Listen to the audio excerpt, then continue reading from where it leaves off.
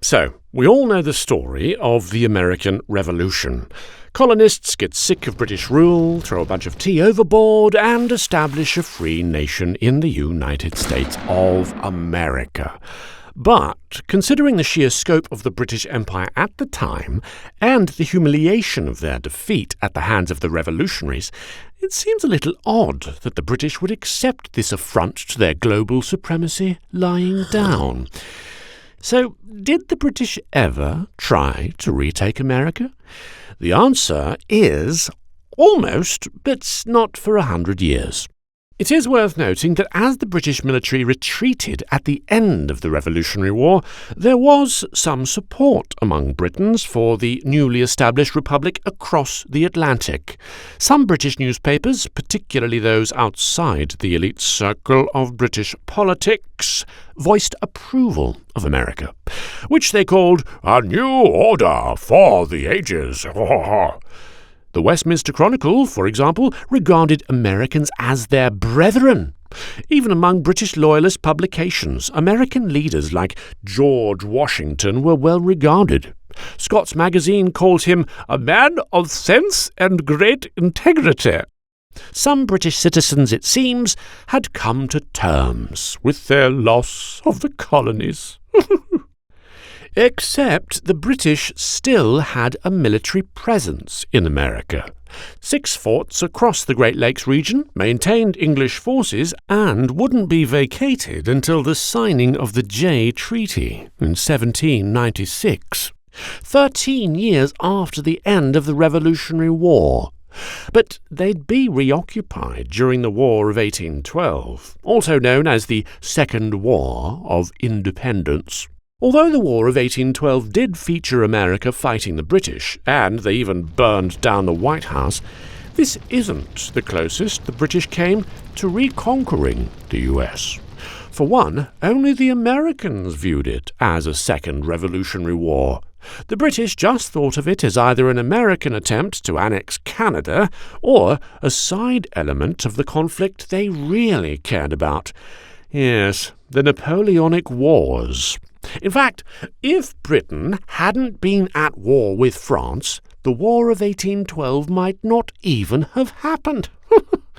And the British and Americans could have gotten along fine. Sort of. Part of the reason war broke out was the British practice of impressment, or forcing sailors into service in the British Army. British ships would impress English sailors serving on American vessels, and if American sailors couldn't prove that they were US citizens, they might be taken along for a ride too. Oh dear.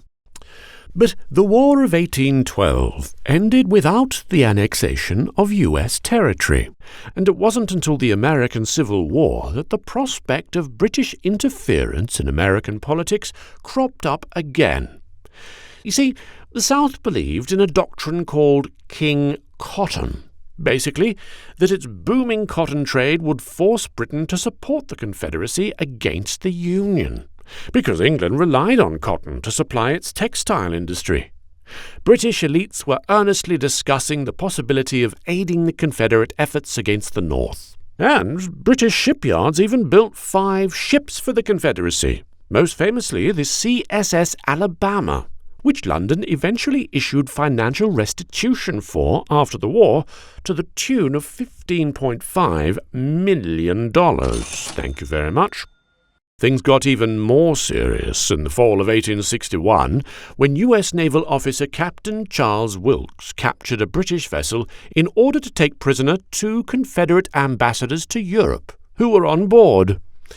This caused an outrage among the British public, and Britain marshalled itself for war. 11,000 troops were stationed along the Canadian border, and an English fleet was put on high alert, with orders to capture New York City if war broke out. Yes, the situation only de-escalated when Abraham Lincoln secured the release of the prisoners.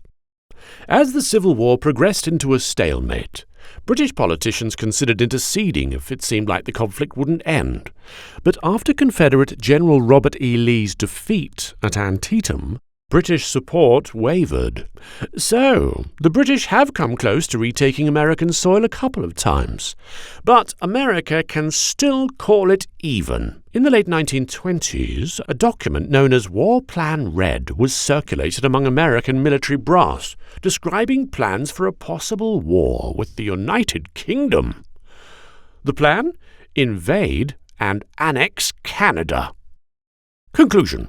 While the British never made a proper attempt at retaking the US, it hasn't always been smooth sailing. But things have always worked out, which is probably for the best. Not least of all because whenever the US and Britain think about going to war, it's poor old Canada that gets stuck in the middle. Lumberjacks and all that. Hey guys, thank you very much for watching. If you like this video, I hope you'll consider hitting that subscribe button or supporting me on Patreon so I can continue exploring the fascinating side quests of world history.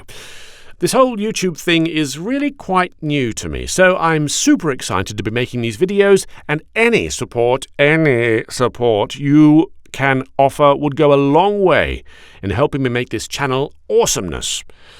So, if you liked it, give me a little bump and maybe also hit that bell button thing. And thanks again for watching, and see you soon for the next side quest, I tell you. Woohoo!